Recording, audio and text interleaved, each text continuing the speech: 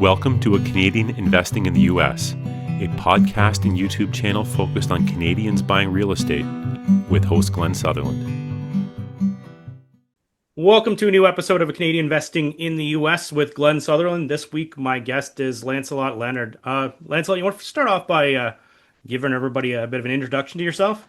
Hey everybody, nice to see you guys. I'm Lancelot Lennard. I live here in Florida in Port Orange area, which is right next to Daytona Beach.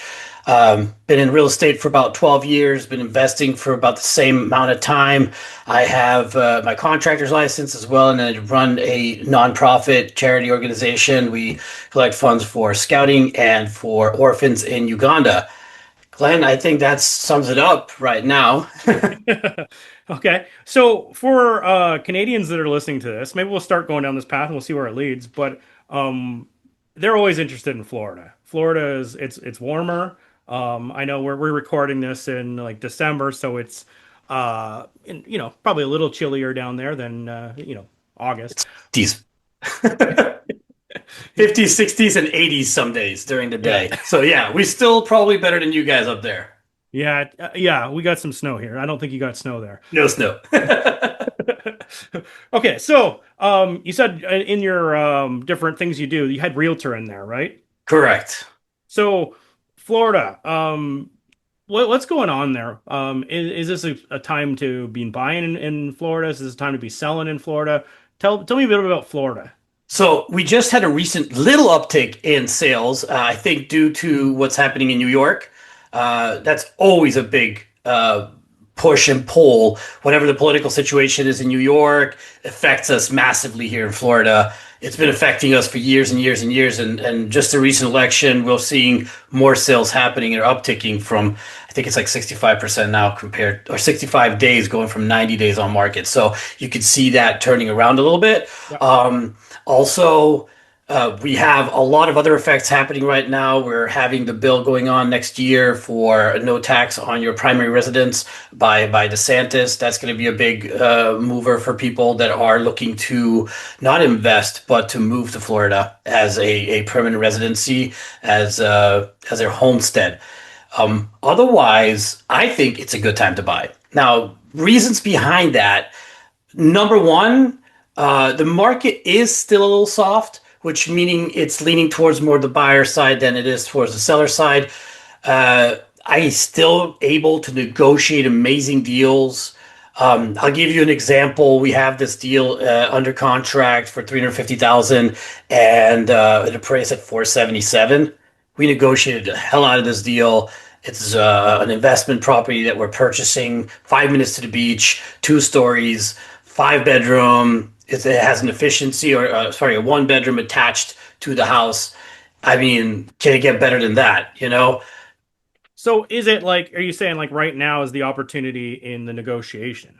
Correct. Negotiating terms as in price, yeah. But you get a lot of things done on your punch list. So you get an inspection done as a buyer, and the inspector goes through the house, unless this is a dilapidated property, cash only, et cetera, et cetera. So if you're buying it as a residency or something like that, you go in, realtors negotiating, you get away with a lot. You get you can get help towards your closing costs and prepaids. You get your agent fees paid, and they fix stuff on the report as well. So that's one thing you just brought up that I actually don't think I've ever covered on the podcast, but I have, lots of experience with myself. And I think it was last year, or was it earlier this year, that all that agent stuff, I think went to court, and then they were talking about how, who pays for what agent, and it kind of came down to you paying for your own unless you declare otherwise. You want to clarify that a little bit, because I think for Canadians, we're still running the older way, like the way that the US used to run, where typically the seller of the property is paying for both purchase and closing fees. So not fees, but closing fees, but like the agent fees. Are you interested in investing in the US? I honestly see Canadians making tons of mistakes, simple mistakes that could be avoided by just a quick phone call. Honestly, I think we should just get on a 15-minute call. You ask me some questions, I answer some questions, and I tell you a little bit about the coaching program. We see if it's a fit.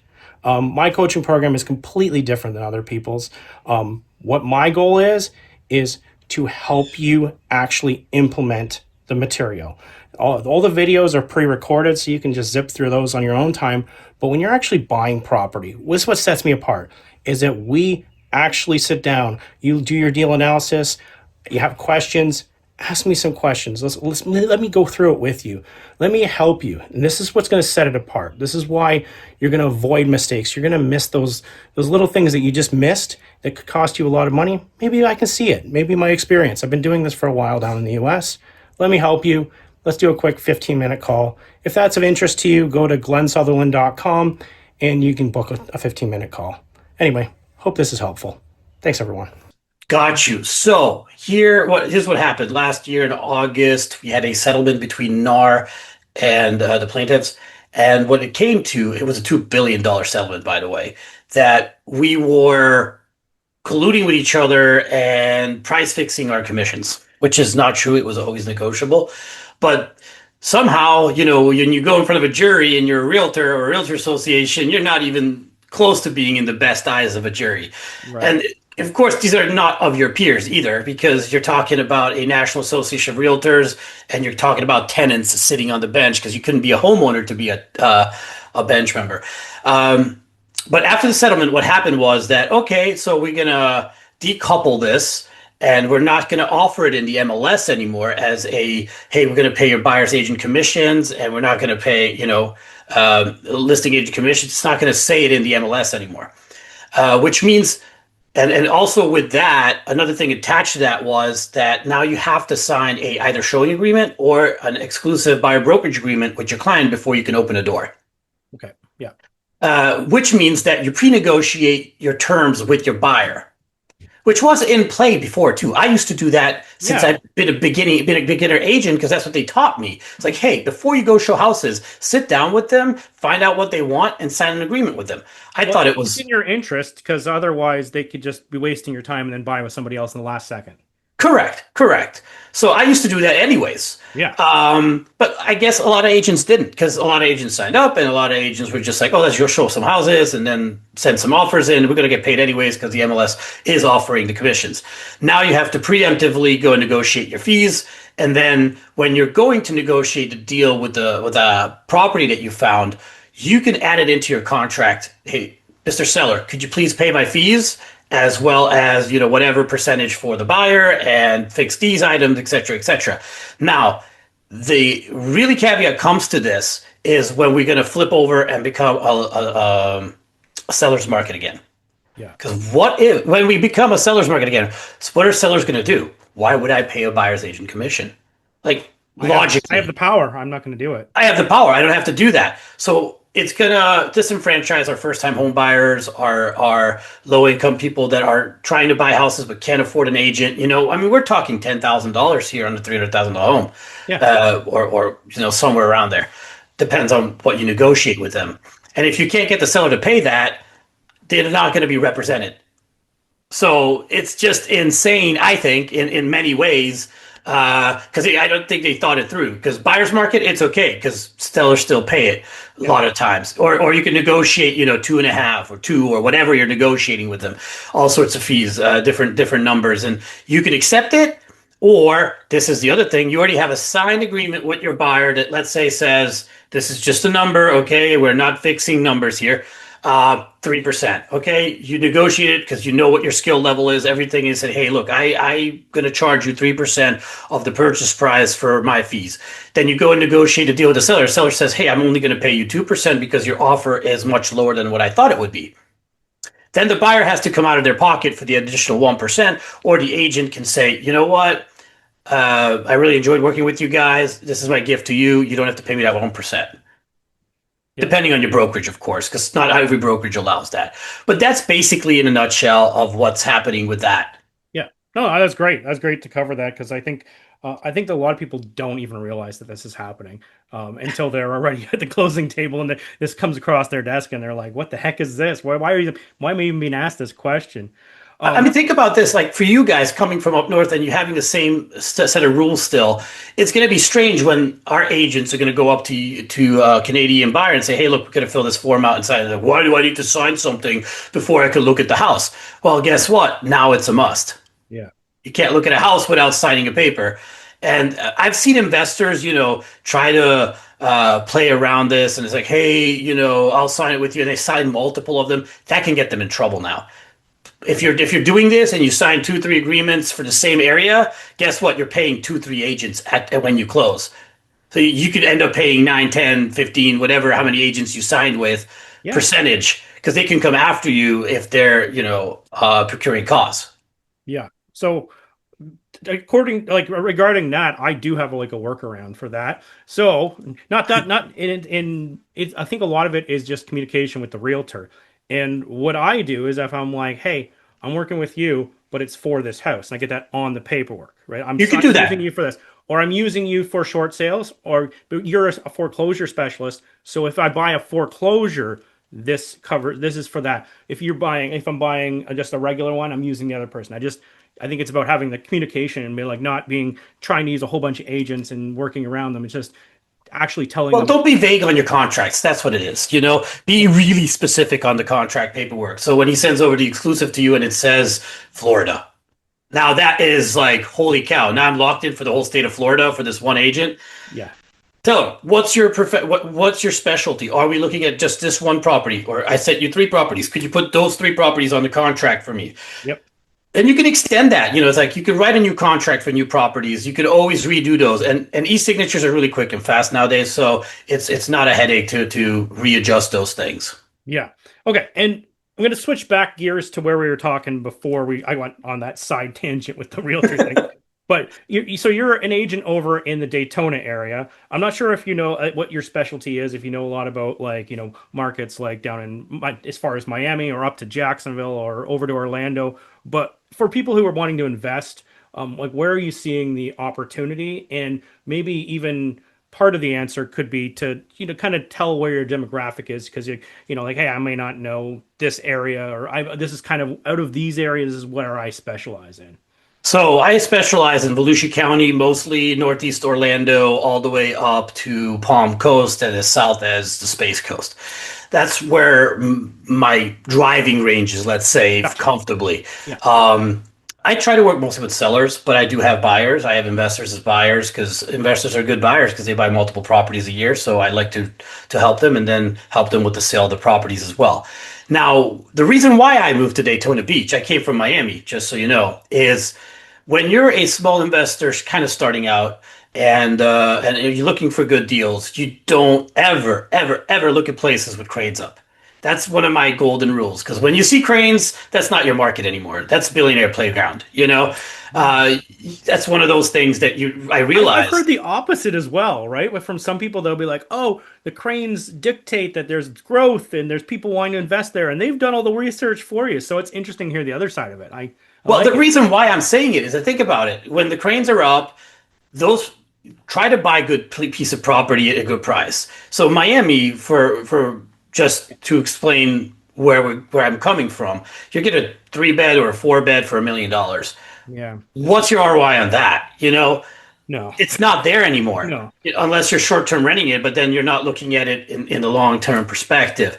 So that's one of the reasons we fled Miami, basically, to be able to invest somewhere. Daytona is a really nice sweet spot right now. We're still kind of evenly valued. You can still find deals. You can find fix and flips. You can find buy and holds. There's still a lot of mom and pop operators out here, which are planning to, silver tsunami coming, planning to get rid of their properties, cash out, and have the kids inherit cash. So you can find those pocket deals still in this area. And that's one of the reasons why we're here. There's other areas, of course, in and around Florida, pockets. I really think that Tampa is still a decent market, but it's getting oversaturated with investors. Orlando, major cities I try to stay away from because of that, is that there's a lot of people, so you have a lot of competition. Right. And it the same way as I do, is when you have hundreds of investors or wannabe investors, they're going to ramp up the prices on those good deals. When you have a few investors in town, guess what? You guys almost know each other. And if there's a deal that you could have that one, it's conversation to be held in that level, and you guys can come together and find good deals, or even work together on deals. Yeah. So, for people who like, there's different kinds of investors. People are just looking for like long-term rentals, and there's the Airbnb or short-term rental investors. Do you find that if you say you're a short-term rental investor, if I could speak, do you think it's like where would be the optimum spot? Like if you're in Daytona, should it be out on the peninsula? Should it be like on the beach area? Should it be inland? Like you said, the one was 5 minutes from. Like where do you see that the people do the best? When investing in the US, Canadians make so many small mistakes. They assume everything's the same. They don't understand all the intricacies. If you just would like a free guide on some of the common mistakes that I see Canadians making, just go to CanadianInvestingInTheUSA.com/mistakes and check out my free guide. And while you're there, if you want to book a phone call, I'm open. Me personally, not some other person. I'm personally open to doing a 15-minute phone call with anyone, answering some questions, sharing some experiences. So if that's of interest to you, please go ahead and do so. So short-term rentals, I would say probably beachside. Not every municipality or not every town allows it. So in our area, Daytona Beach Shores allows short-term rentals. The county doesn't. So you got to be careful there, because a lot of the properties in Daytona Beach Shores, it seems like it's in Daytona Beach Shores, but it's still county. So it might say Daytona Beach on the tax record, but you got to find out what is actually where it is actually as a principality. But Daytona Beach Shores allows it. Port Orange allows it as a city. Some parts of Ponce Inlet allows it, not all of them. And there's a lot of HOAs in there, so you got to be careful if the HOA allows it, But that's where I would look for as a short-term rental, as part of Port Orange and Daytona Beach Shores. And you'll see the price differences too, by the way. So you look at Daytona Beach, it's absolutely not allowed, except if you're in Zone T. So tourist zoning 1, 2, and 3, 4, you're allowed to do short-term rentals, but it's a sliver of land on the beach. Those prices are twice as much as 2 streets back because of the opportunity that you can have a short-term rental there. Daytona Beach Shores is also pricier because of that fact. Mm-hmm. But there's a good tactic that you could use. You could still buy in Volusia County and get it converted into Daytona Beach Shores. And the city likes helping you with that. They'll give you the easiest route to who to convince to transfer over to Daytona Beach Shores for you to be able to do that as well. Okay. And in my opinion, like, you can correct me if I'm wrong, if you're going to go down there and you're going to be working with a realtor, it should be something that a realtor should be able to tell you. If I'm looking for an Airbnb property, and they should be able to tell you if this is going to work or not. I know that everybody should be working with you, but if they're working with somebody else, what would be a question they should ask their realtor to make sure that they are working with the right realtor that's going to understand what the right zoning and right? I think, yeah, exactly. Ask for the zoning map and ask them to pinpoint on the zoning map where the property is. That's a hard one. It took me hours to figure it out when I was starting out in the area. And what is this zoning thing? Well, what should I look at, et cetera, et cetera. So I think that's a really good question. Only experienced agents will know the answer right off the bat and can find it for you. If it's taking them over a day, they probably don't know what you're talking about, so they probably don't have an idea. Another one would be, could you help me run my NOI or get me a cap rate on this? These are the questions that you want to ask an investor-friendly agent any day of the week. And if they are investor friendly, they'll be able to get back to you fairly quickly with some good answers on that. Yeah, like an NOI or a cap rate, they should be able to pop. Yeah. Right. Yeah. So no, but the zoning, that's a great tip. And one thing you mentioned at the very start of the podcast, which I wrote down on my little pad here that I was like, I should probably come back and touch on this at some point, was you said that they were switching to no tax on primary residency. So right now, is there tax on primary residence? Correct. So I pay on my primary about $4,600 a year. Oh, you need like property tax. Property tax. Like a sales tax. And I was just like, no, I'm not sales. It's property tax. Okay.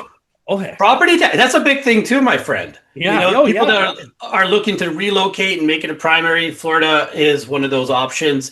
If you're, dual citizen, you're an American and a Canadian, and you live in like a high tax state like New York, once this kicks in, guess what? Your yearly payout's going to go down. I think it's phenomenal. I think we need it. I don't think we should be paying as much as we're paying. They created the Florida Dodge as well. They're finding a lot of overspending by cities on things that not need to be spent on. And I think there's a bigger reasoning behind this. And this is what DeSantis says. You buy your television. Why would you pay year after year pony up money for that television? It's the same thing with your home. Once you buy your home, why do you have to pony up money for it year after year after year after year? And it's putting our senior citizens that are on fixed income into a sticky situation, because every year their taxes go up and go up and go up and go up. And then when they try to let's downsize into a smaller home, the kids are out. When you're downsizing, guess what? Your tax bills are probably going to be higher than the big house that you lived in, because it goes on. The new purchase resets everything for you. Yeah. So, and that's one of the reasons we have a lot of retirees in our state, and he's trying to help the retirees, and he's trying to help new families too, because we have high insurance costs due to the recent years of hurricanes. And he's trying to offset that too as well, with helping with the no tax on primary as well. Yeah. And I'm also curious, how they would even, do you have to fill out a form to say hey, say you're like the person you talk to, and you have a residency in New York and you have a residency in Florida, and you're like, I want my primary to be Florida, even though I spend 9 months in New York of the year. No, you have to spend X amount of time in Florida to be your primary. That's number one. Number two, you file for homestead exemption, which you can only do if your license is here. You have to have documentation showing that this is your primary residence. I think I had to send in 2 forms of ID, by closing paperwork, et cetera, to show that this is my primary residence to apply for it. Homestead exemption is basically a $50,000 cut off your, if you're a married couple, off your total estimated value, assessed value of your home. So if your home is assessed at $350, you're only paying taxes on $300. It was helping when the prices were $200, $250. But when you're starting to get, now it's like $350, average sales prices of $325 or something like that in Florida. So it's starting to be not as substantial as it used to be. Yeah. And my mind's just running you're talking to them about that, and I'm thinking it's not going to work for Canadians to be able to claim that, because typically, you want to keep under the 6-month mark, just barely, if you're Canadian, so you can keep all your free healthcare in Canada. As soon as you step over that, but then if you want to step over that and you're saying, hey, I'm going to be in Florida for the longer period of time, then you might get your taxes. And I don't know, it might come down to the price. It might, depending on how big of a house you live in, because if you have an oceanfront mansion for your residency and you're paying $40,000 in taxes on it a year, and that disappears because now you're homesteading that. Yeah, that 40 grand could pay for a lot of those bills that you offset that, and you might not have to wait 9-10 months to go to a doctor. Yeah. No, that's it's something to think about. It's some extra math. I love whenever there's something you're like, oh, maybe another thing to consider, and you just put another one in my head. Lancelot, people are like, hey, I like what you're talking about. I'd like to hear more of you, or I want to work with you. How do they reach out to you? How do they find you? So Lancelot's Real Estate Roundtable is my podcast. You can find it on YouTube, Apple, and I think we have one more platform, podcast. You can watch episodes, even an interview with yourself on there. I have a lot more really interesting people that I interview around the States and abroad as well. A lot of really fun stories in there that you could find. You can also find me Facebook, Instagram, TikTok, LinkedIn, and X. Lancelot Lennard, most places, or the Sir Lancelot Group. You can find my website. It has all the links on it. Is www.thesirlancelotgroup.com. Awesome. I'll put that stuff in the show notes, or at least I'll try to remember. Maybe send me an email and I'll remember. For sure. Then my email signature. Yeah. Thanks so much for coming on the show. This was awesome. This is one of those episodes that there is lots of meat in it, lots of stuff to learn, lots of stuff to think about. So this is definitely a lot of value for the listeners. I appreciate that. Thanks, Glenn, for having me. Much appreciated. That was a nice video. Bye.